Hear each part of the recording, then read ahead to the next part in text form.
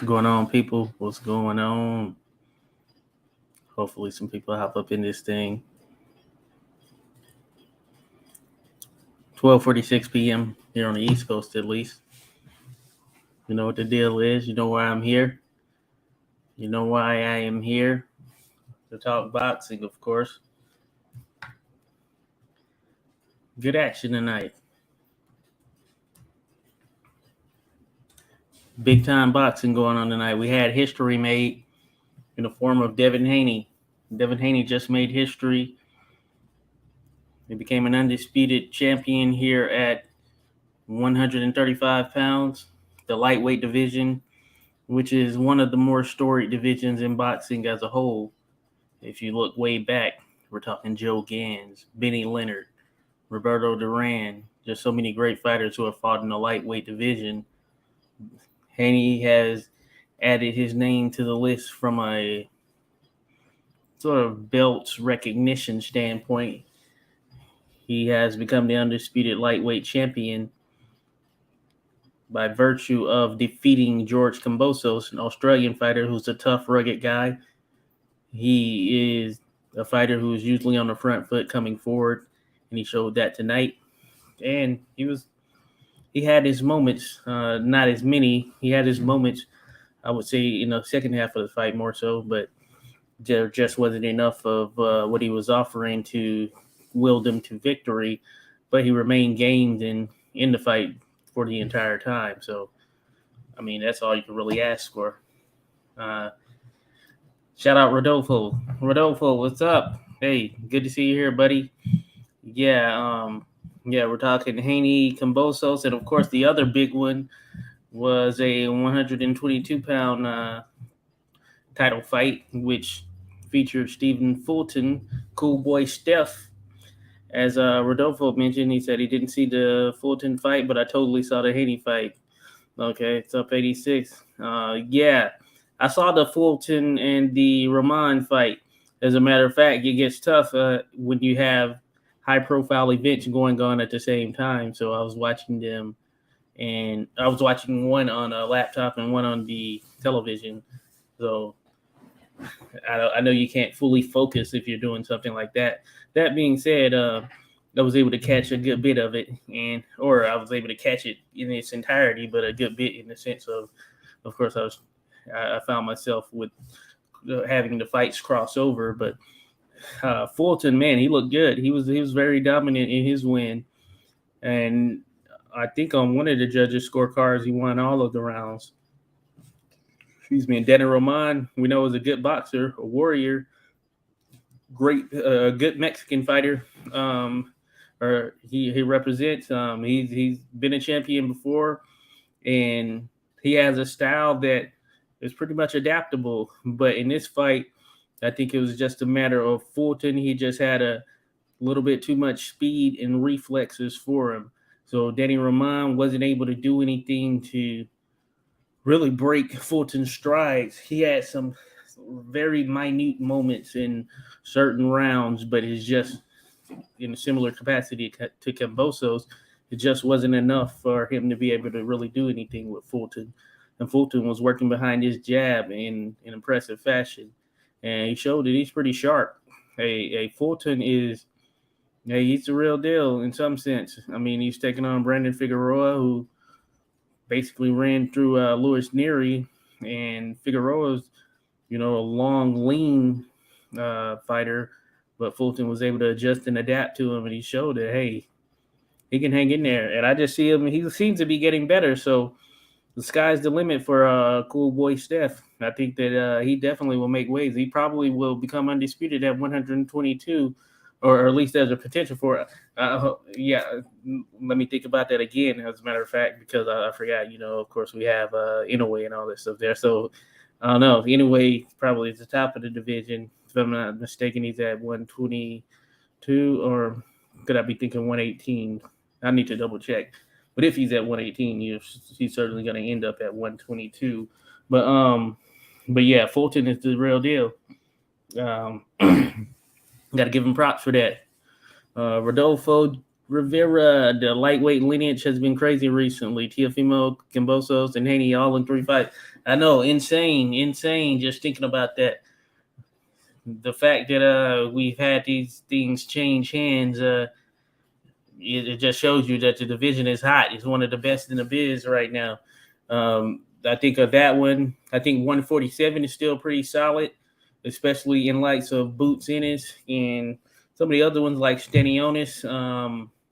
Virgil Ortiz, assuming he is still going to be at 147, so that one's pretty hot. Of course, we know lightweight. I mean, we have some top fights there, even to a certain degree. 168, Canelo's competing there. Apparently, Demetrius Andrade is looking to go there. He may be there in his next fight. So, yeah, 168 is another hot one. So, a lot of good divisions out there. Hello, mother. How's it going? Appreciate you dropping in. I appreciate you dropping in. That's real love right there. Random acoustic thoughts. What's going on, buddy? Hey, if you want to hop on, feel free. Let me know. We can definitely make it happen. Random acoustic thoughts. Shout out to him. Go check him out. Everyone, go check out Random Acoustic Thoughts. As a matter of fact, we were discussing the great Sam Langford. Or no, actually, we were discussing the great Harry Greb yesterday. But it included the great Sam Langford in the discussion as well. But definitely go check that out. It's on Random's page, Random Acoustic Thoughts. It was a good conversation. A lot of good and interesting details. Thinking about that past history, yeah, there's just so much there and all that stuff. Rodolfo Rivera Jr. Before that, let me see. Rodolfo, random shouting out Rodolfo doing the same. Much love there. Appreciate it. Both of you being in here. It was Shakir, Rodolfo Rivera Jr. It was Shakir versus Oscar all over again. I'm going to have to watch the highlights from the Fulton fight. All he needs is a fight with, Mirajan. So, I was thinking of, the wrong one. Yeah, MJ, Akhmadaliev. I like him too. It's so crazy because Akhmadaliev is 10-0. And he's been on a pretty hot trajectory, but I know that's what he wanted at the very least, so it makes sense.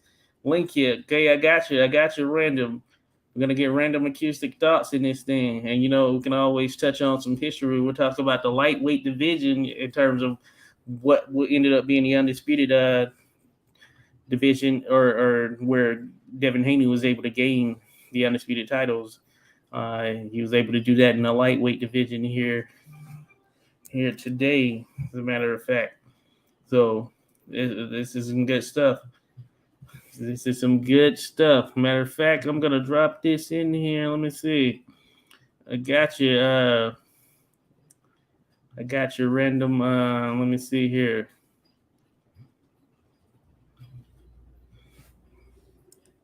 I'm gonna throw that out there. I'm just gonna drop it in there. Feel free to hop on that thing anytime. But yeah, it's a good night of boxing overall. And this was free, but well, not free in the sense of it came through some streaming services. But just thinking about it, it wasn't a pay-per-view. We had some good quality matchups that weren't pay-per-view. So, hey, what more can you ask for in that sense? We're going to get some other pay-per-views here coming up. But it was just a good night in general. So did you catch the Rodolfo Rivera Jr.? Did you catch the Junior 5 fight? That was crazy. It was a complete upset when Lucas Brown hit him with the overhand. 5 was on the ground like a cockroach when he gets hit with raid. Yeah, that is true. First round KO too. Yeah, that was. I did catch that. Man, I wasn't expecting it, to be honest with you. 5 was looking pretty like he was going to make it a fight in terms of making a distance fight. The way he was moving on his feet, but man, he got caught. And yes, you were right. It should have been stopped after that very first knockdown because he was clearly out of it, and he was struggling. And it was like he got hit with raid.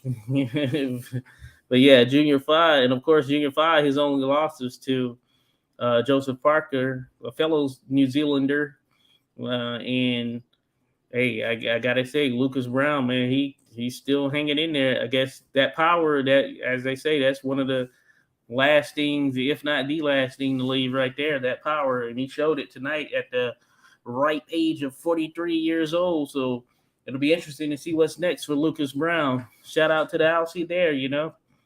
All right, we have Random Acoustic Thoughts about to bring him in there. Random, what's going on, buddy? What's up, brother? How you doing? Hey, hanging in there. Can't complain. Yeah, I'm chilling. I'm at work, but I'm on lunch. I've got 5 minutes. I just Okay, want to jump five on and minutes. say, yeah, I just want to jump on and say it was good talking to you yesterday about Grab and inevitably about Langford as well. Oh yeah, that was a good conversation. For those that haven't seen it, check out Random's page. It's Random Acoustic Thoughts. If you just search that on YouTube, it'll pop up. And yes, we had a great discussion.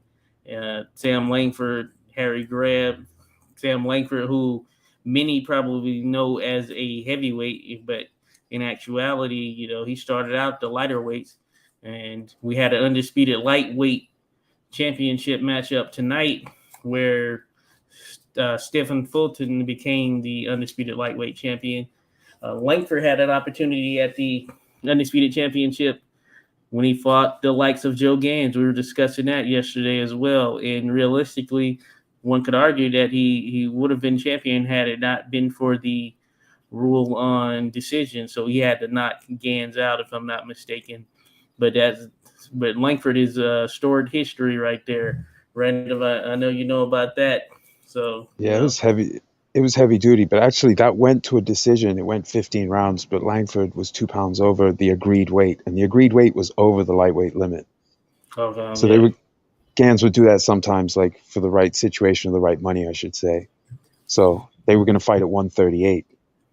And Okay. Langford could only make 140. He did win the 15 round decision, so he got a victory over the greatest lightweight of that Okay. of those several eras. I mean, really, Benny Leonard, Duran, those are the only guys who really you can rationally kind of get in that conversation as far as just what they were able to do. But yeah, he beat to me the greatest lightweight of all time, and he was still a Yeah. teenager. That was his Yeah. first full year of fighting. That was his 26th fight that year. He had one more at the end of the year against Jack Blackburn, Joe Lewis's coach later, but Jack Oh Blackburn, yeah. great fighter in his own right, and Blackburn got the best of him. So, and Danny Dwayne, who was a lightweight out of New York, had gotten the best of Langford that year. Mhm. So there was a lot of bragging rights going around. There was Dave Yeah. Holly too. I think that was the year Blackburn gave. I mean, Dave Holly gave Blackburn his only loss that year or in '04, one of those 2 years. So that was a crazy time for lightweight, but it didn't last because they basically all started fighting at welterweight in '04. Oh yeah. Well, yeah. Yeah, you're right. That is crazy. Those are some crazy names there. You're talking about hundreds of fights between all of those. Or thinking about all you mentioned, career wise, probably we'd be talking about guys who combined, their record. They had over 1,000 plus fights, within their career. And that is just stuff unheard of and unseen today. So yeah, that is definitely that shows you. Yeah, Langford was certainly the real deal. Rodolfo Rivera Jr. He got a win against the lineal champ, but couldn't defend it because of the rules. Oh yeah. So yeah, good stuff. Langford. If you just take Langford and Gans known fights, they had a lot off the books. We just don't have access to the information, or they were in states where it was straight up illegal, so they wouldn't advertise they were breaking the law in the paper. Hmm. People like Andy Watson, an early opponent of Langford's in his career, he got arrested in Philly for basically running nights of fights under the guise of an athletic club. Because at that time they had to Oh sort of yeah. pretend it. They had to pretend they weren't straight up selling tickets to a fight. So they're like, no, we're selling club memberships to our members, and sometimes we put on fights. But in Yeah. certain jurisdictions, they were real harsh about it. But Gans and Langford together, 500 fights Yeah, that's crazy. known. Two men, 500 fights. Now, if we took the top, how deep into the active lightweights today, how many guys deep would you have to go to reach 500 fights? Yeah, you would They weren't lose. all lightweight, of course, but as far Yeah, as career certainly. fights, how deep you'd have to go pretty deep. These guys were insanely busy. Definitely. All-time great fighters. Yeah, you would have to go deep without a doubt. Just thinking about that, that's insane in itself. Wow, I yeah. I steered it to Langford again, you see. Hey, I was Hey, in briefly before I go, just Yeah. I've been in touch with Mr. Clay Moyle, the author of the Sam Langford book, which Okay. is has become partly a Bible, just a constant reference for sources. And I've been in contact with him, getting some advice on this book on Langford. So this thing is coming together now. Oh yeah, that's good stuff right there. Definitely. Yeah, if you know what that means for the listeners, of course, random. He's working on a book. It's gonna happen on Sam Langford. They're not a ton. There are not many out there. Maybe there's only that one really, and this is gonna be good. It's about time that we get an updated view and everything. I think the first book you mentioned came out in like the early 2000s. So just think about it from that perspective. So I think it'll be good. We know more now. There are more things out there as well from an informational standpoint. So I'm looking forward to that. The great Sam Langford.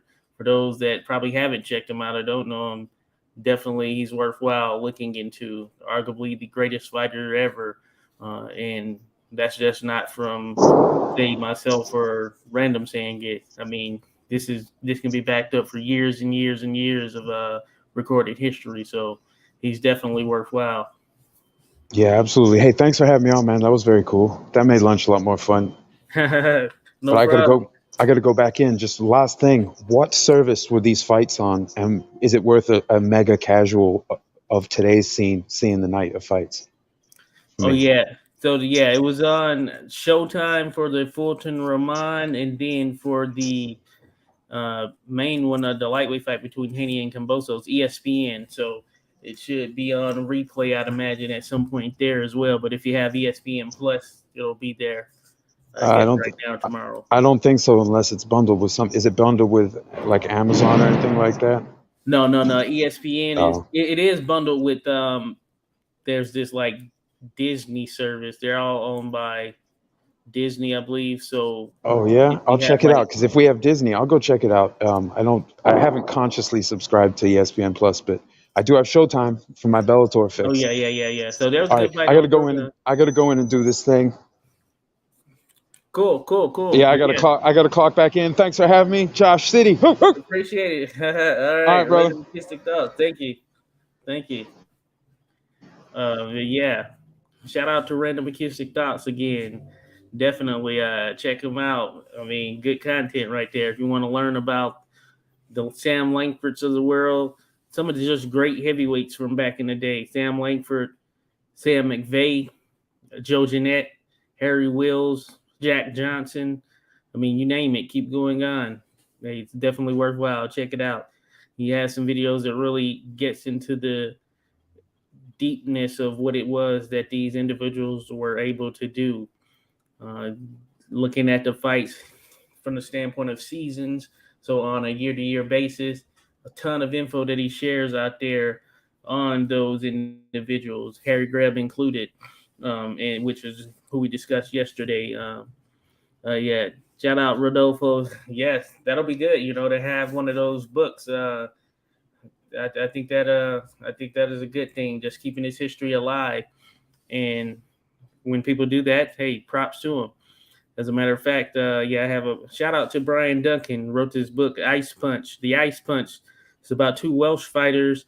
If I'm not mistaken, both are from Wales. If I'm not mistaken, but yeah, two Welsh fighters who actually died on the Titanic as they were headed to America to participate in some fights. So it's called The Ice Punch. It's by Brian Duncan.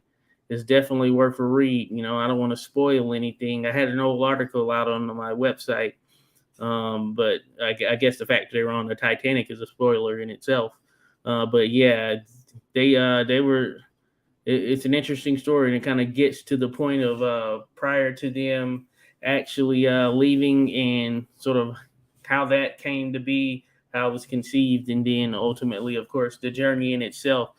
And if you're familiar with the Titanic in general, then you know that there's a lot of there are a lot of things that we know now about the actual ship, the construction, and those sort of weeks or maybe even months leading up to the point it was about to launch. But Brian digs into some of that stuff in his book and really focuses on those fighters as well and their stories, which A lot of these guys from the past, their stories get forgotten because as time has gone on, and with such a deep history, it can happen.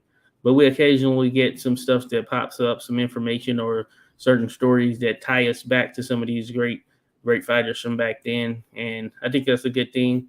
And of course, shout out to all the individuals on YouTube, the other platforms as well, who are bringing light to that historic aspect of boxing in general, because it's something that we must keep alive, and is integral to the completeness of understanding the story of boxing. So that's why I try to keep my focus there, because I want to make sure that I'm attentive to like what had come to be back in those times. Very much different conditions, tougher conditions. I mean, that's without saying. That definitely, those guys, they just had to go through some different things back in the day, and some of them, if you just look through the records, they had hundreds of fights, and you can't really duplicate that. We get the occasional fighters over the years, like even in modern times, who get up or in that 100 range or more, but it's rare, and especially at the level of competition these guys were fighting at. So shout outs to that, and I commend those that are really bringing on the history of it. So what's up, Jumbo Boy? What's going on? Well, it's over now. The fight is over. There's some stuff out there. I mean, there are streams out there, but yeah, it's over now. So basically, I think the only thing is at this particular point, it's just a matter of seeing what is out there. Like if you search on YouTube or anything, I'm sure they've posted some different things, but yeah, at this point, yeah, it can't be streamed. And if I streamed it, just like directly here, of course, they would catch it uh, and probably shut it down and kick everybody out. But I've seen it done before. I know I've done it before. But yeah, so Devin Haney ended up winning. Yes, spoiler alert for those, of course, tuning into this now. But yes, Jumbo Boy Devin Haney ended up winning in a somewhat comfortable fashion, but he won a unanimous decision. So it was very clear and concise. And all the odds were against him, as far as he was in Australia, in Kambosos, in his hometown or home country, essentially, and yeah, 8,000 miles away from here. And basically, yeah, Haney was able to pull it off, and I think he showed that he's an elite level boxer. He's an elite level lightweight, and as far as all things are concerned at this point, he seems to be, or I mean, we have to consider him the number one lightweight in the division. So the best lightweight in the world as of tonight is the now undisputed lightweight champion, Devin the Dream Haney. So you got to give him props to that. And it was a good fight that George put up for points. Oh, good stuff. Jumbo Boy said I met George. Yeah, George. Hey, I like George. He's generally a humble guy. I've just seen different interviews for him well prior to this, and he's a humble guy, and I commend him for taking the fight. Excuse me. But yeah, I commend him for taking the fight in the first place, because a lot of guys, they would probably duck that responsibility when your first fight falls out. You're not generally, or we've seen in the past, they don't generally go to like a person that's considered the next best guy, or at worst the second next best guy in the division outside of him. So got to give Kombosos props for actually giving him that shot. And in that regard, Kombosos does have a rematch clause. So supposedly they're going to supposedly they're going to execute that or initiate that rematch clause. So when that is done, that essentially means it'll be a rematch in Australia again. So that'll be interesting. I know they were talking about it. Haney and his father, the way they were speaking, were alluding to there may be another option, just kind of how they were speaking about it. But I don't know if that's the case. It seems to have been contractually agreed upon. At least that's a part of how the discussion was going early on. They seem to have agreed, and as a part of this contract, what was in there was if George Kambosos were to lose, then it will be a rematch with all the belts on the line again in Australia. So we'll see what goes from here. So assuming that actually happens, we do have Ryan Garcia, who's going to be uh, taking on Javier Fortuna in the lightweight division. So we're not going to get uh, Haney or Kambosos versus Garcia. Excuse me. I don't know what's the deal with Vasyl Lomachenko outside of course, what's going on in Ukraine. So I guess that may be his focus because this war, is still going on. And I know that he was intended to be the one that was going to be fighting Kambosos. So who knows is the future, what the future holds for Vasyl Lomachenko. So he's kind of out of the picture, or at least an outlier right now. So then that, of course, leaves Tank Davis, who just had an impressive knockout over um, Rolly Romero, which is a stablemate at that particular time with Mayweather Promotions. Tank is a free agent now, from all indications, but it's a matter of what he does next. So he's another person out there. So could we potentially see a Haney versus Tank fight? I know that's something that has been thrown out there, and that would be a very interesting fight in itself. Just thinking about the skill, and now Tank is skilled as well. We know him for the knockout power and everything, but he is very much skilled.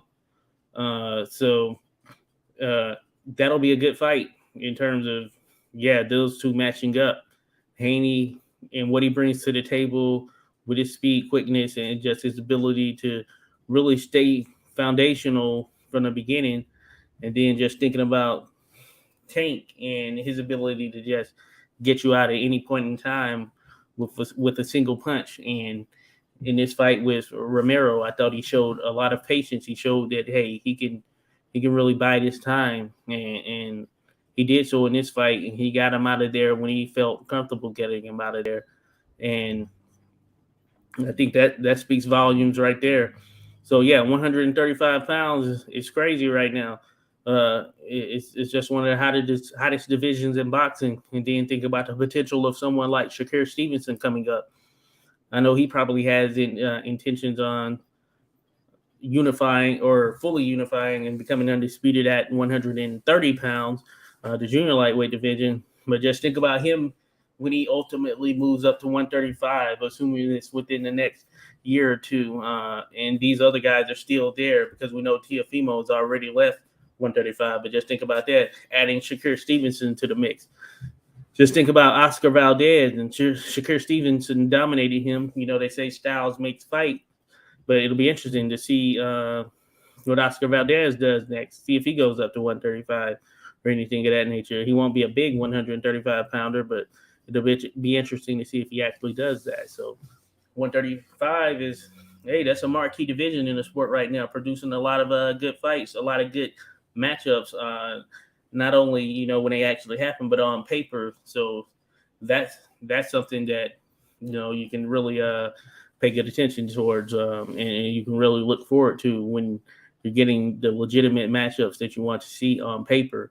So shout out to that. And then again, just circling back to Stephen Fulton. I mean, he's the real deal as well. He defeated Danny Roman, for those that may not have known or didn't check that out. So he's another guy to be on the lookout for. He could be taking on MJ, aka Akhmadaliev, Mirajan Akhmadaliev. So this is a Uzbeki fighter, and both of them are very skilled fighters. And if you look at them, both of them are on sort of an excelling career trajectory. So that right there is a 50-50 matchup by all propositions. And seeing what Fulton was able to do tonight, I think it's 50-50. Prior to this fight, and the way he was able to essentially thoroughly outbox Danny Roman, who is a very good boxer in himself, that showed me that Fulton, he has some wrinkles to his game that make him on that elite level for sure. And he seems to be getting better. So Fulton versus MJ, that's a good 50-50 matchup right there that I really couldn't pick a single winner in at this particular point. I had to really think about it. I don't know who I would lean towards. I would definitely have to just go back, think about it, look at some older stuff, but it's really 50-50. So that's all we can ask for. But yeah, it was a good night of boxing, of course, and that's always a good thing for the boxing fans. So hopefully, we continue to get these good fights. And also earlier in the day, someone got knocked out. Someone got knocked out. Oh yeah, Cordina.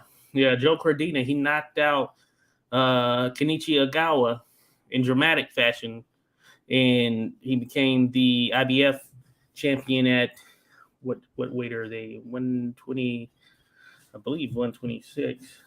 I need to double check that. I believe 126.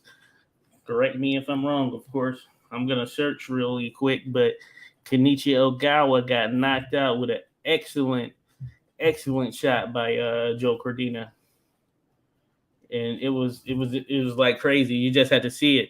130 pounds. So Rodolfo, thanks Rodolfo. Yeah, I couldn't recall.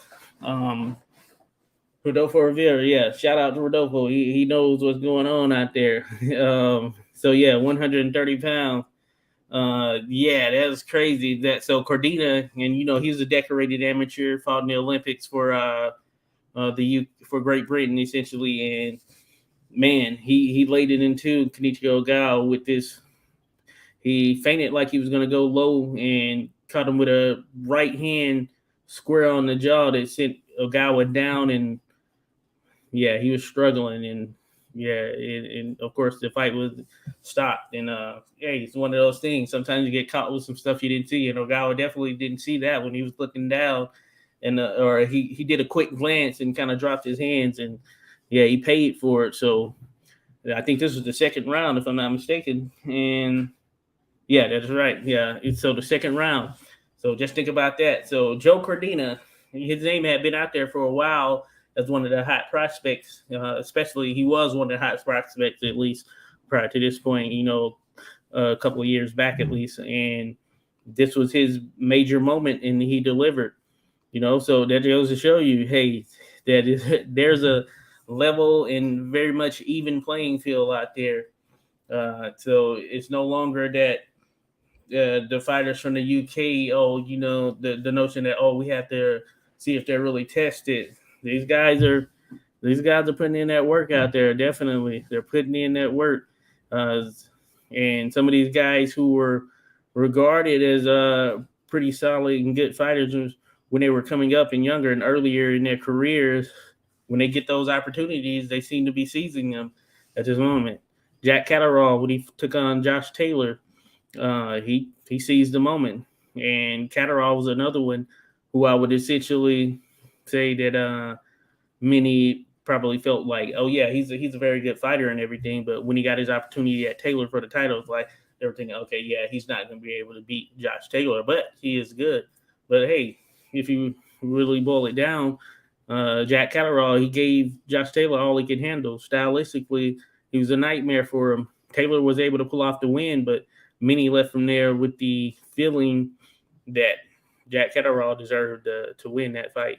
So that goes to show you got to be on guard right now. I mean, throughout the divisions, for the most part, there's just a lot of up and coming talent that they're gonna make waves. They're certainly gonna make waves. And as Rodolfo said, the last person that Shakur needs to fight. Yeah, that's definitely right. 130 pounds. Joe Cordina versus Shakur Stevens. I think that would be an excellent fight. Excellent fight. And Shakur, he stated he's willing to go overseas. He wanted Josh Warrington, and of course that didn't ultimately work out. It would have been crazy, He was willing to travel to Leeds, and Warrington he can really pack the house in Leeds, where he's from. But just think about this Cordina fight, because they had a solid crowd there tonight in Wales, and Cordina is representing the great country of Wales. So just think about how big that fight would be, especially if it's over in Wales, because they really packed the house. And I know that Shakur is willing to go into enemy territory, so it'd be interesting to see if that happens. Sort of like what Haney did they essentially packed the house tonight or today for them over there in Australia. And Haney was able to pull it off in enemy territory. So he came in knowing that he had to be on his game, and he was essentially on his game.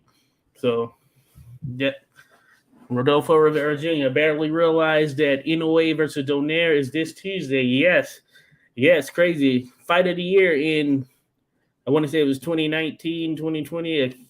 With the pandemic and all, it kind of gets thrown off. But they fought in the final matchup of the World Boxing Super Series in its second season or iteration, and it was a fight of the year.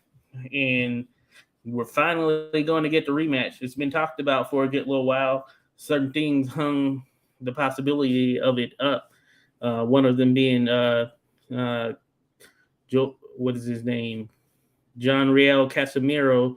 At one point, the thought was that he was going to be fighting one of these individuals at varying times. He was at one point going to fight Inoue, then he was going to fight Donaire, but that ultimately didn't happen. And now we're going to finally get that rematch between Donaire and Inoue, who top 5 pound for pound fighter there. If you don't know him, he's out of Japan. Look him up. That's Nioue, Inoue. But he is, man, he's the real deal. You're talking about packing power in both hands. I mean, he's just a complete package overall. I can't even really explain it other than like when you see a fighter that is out there and he's competing, and you're like, you know what, that guy is different. It's almost like when you saw sort of a LeBron or something when they were playing basketball and everything, you just knew like, okay, yeah, this guy is the real deal. He's good. He's got next or whatever. Similar thing with Inoue. So definitely check him out. So that should be a good one. And they were the fight of the year, as mentioned. But yeah, it's coming on Tuesday. But of course, it's going to go down in Japan. So it's going to be 5:30 in the morning East Coast, which would make it even a crazier time for you all who are on the West Coast. So maybe a replay is in store.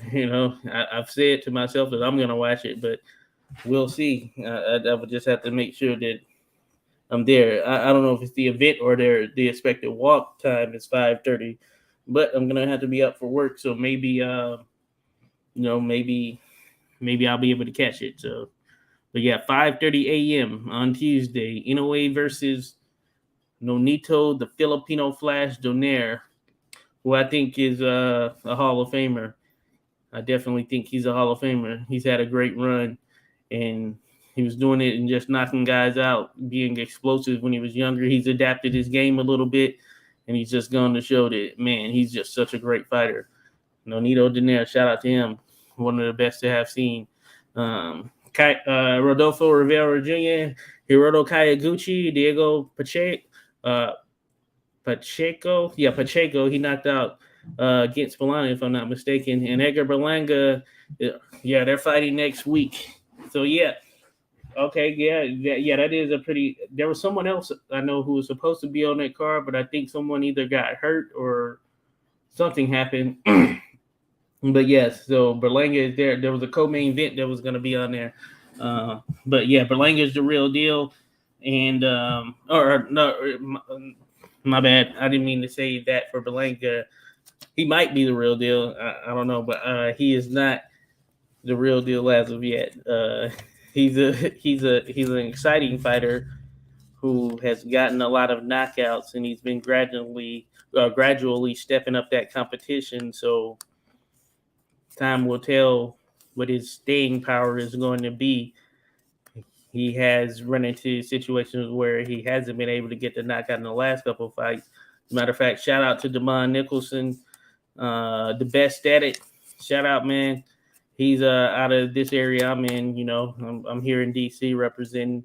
Shout out to Devon Nicholson, battled back from kidney failure in a sense. He's a fighter that is out there. He took on Edward Berlanga, tough fight.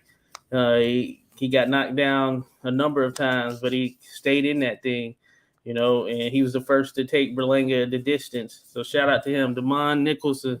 But yeah, so Berlanga, it'll be interesting. When I first saw Yeah, yeah. I think who is he fighting? As a matter of fact, I want to say Kelly, but maybe that's not Edgar Berlanga. I need to see who he's actually fighting because I don't recall. I think I was about to mix him up with someone else. Oh yeah, yeah, yeah. Okay, Alexis Angulo. So okay, yeah, this should be a good test for Edward Berlanga because Angulo he's a tough fighter, Colombian fighter. So this should be a good test. And if Berlanga is able to knock him out, hey, I give him props. He's only been stopped by David Benavidez, so he'd be in that type of red territory. So Aguero's only losses are his two losses. He has two losses. He's actually 27-2, but he lost to uh, David Benavidez and Gilberto Zerto Ramirez. So I mean that's not too shabby right there. He should be a good test. It's probably the toughest test, I guess you could say, thus far on paper for Edgar Berlanga and Alexis Angulo. He's one of those rugged fighters who is like a guy you really have to beat him if you're trying to get to that title level. You're trying to get to contention there. You're gonna have to beat him for sure. So it'll be interesting to see how Berlanga handles this, but definitely know that Angulo is a live dog in that fight.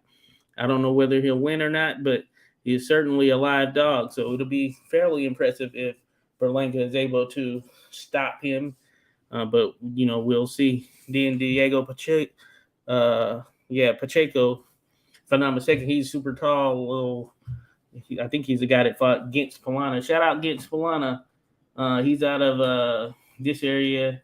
He's an Albanian fighter, but I think he got knocked out by Pacheco here recently. I'm just gonna double check. Uh, but yeah, if that's who I think it is, then yep, that is who it is. Yeah, he's like 6'4", somewhere around there. Yeah, so he's fighting Raul Ortega. I don't know Ortega, but man, yeah, Pacheco looks like he's gonna be a tough outing, just given his size for the I believe it's what is it 154. Um, oh no, light heavyweight. Wow, damn. Yeah, so Plana, yeah, he's not a huge for being the light heavyweight. I guess super middleweight. So I don't know. This may be a super middleweight. Um, but yeah, Pacheco, yeah, he's a big guy. We'll see how he ends up filling out. So, but he's looked good thus far. Kayaguchi, I can't really say. I don't know if I've seen Kayaguchi. I know of his name. I know he's legit, but I would definitely have to circle back on that. Can't speak on him at the moment, but that should be an interesting card that's kind of thrown in the mix. Rodolfo, the Inoue fight is going to fill the lineal vacancy at 118. So 118, I was thinking 182 for some reason with the Inoue, but yeah, I was wrong. So, but he could potentially move up there. But yeah, 118, excited about that. But yeah, for sure going to catch it on the highlights. Yeah, I feel you. Rodolfo. Yeah, as mentioned, yeah, it's going to be at 5:30 in the morning.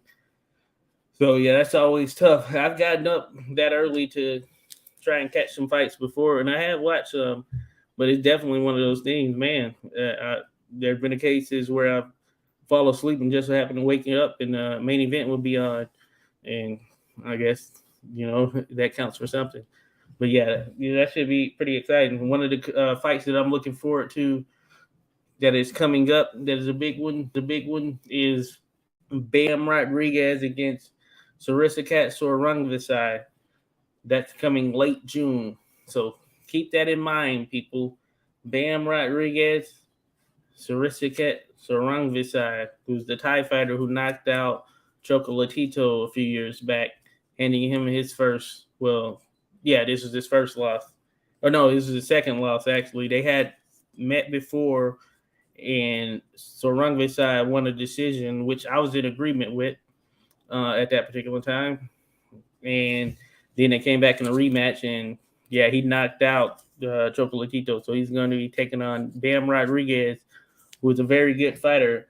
And he, in his last fight, I need to pull him up because he beat someone who is a note for sure that you may be familiar with. Let me see, Bam Rodriguez.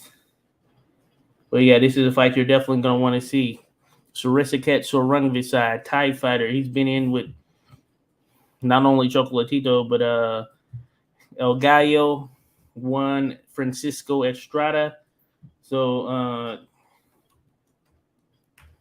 it's definitely going to be a fight worthwhile. This might turn out to be in some one of those sort of back and forth type of fight of the year style type of fights. I'm trying to actually find the actual listing for this thing. But yeah, you also have Jamel Charlo who's going to be fighting coming up. But yeah, the one I'm looking for, yeah, is definitely Bam. And yeah, Bam in his last out. Yeah, Carlos Quadras. Yeah, he beat Carlos Quadras, who was another good fighter from that Superfly area. Who's been in with a ton of people. So that is the fight that I would say, yeah, if there's one that I'm looking forward to the most here in June, it's certainly that one. But of course, that's not the only one. But it should deliver. Hopefully, it does. And we're talking some big power packing action. But yeah, another historic night. Boxing, hey, thriving, it's doing well. As long as we keep getting these matchups that are the best matchups, then I think that is gonna keep the sport in itself thriving and keep people interested in everything. Andre Rodriguez, hi there, JD6. Hey, shout out Andre. Hey, appreciate you hopping on. I know you commented on a thing or two earlier. I remember commenting on some things.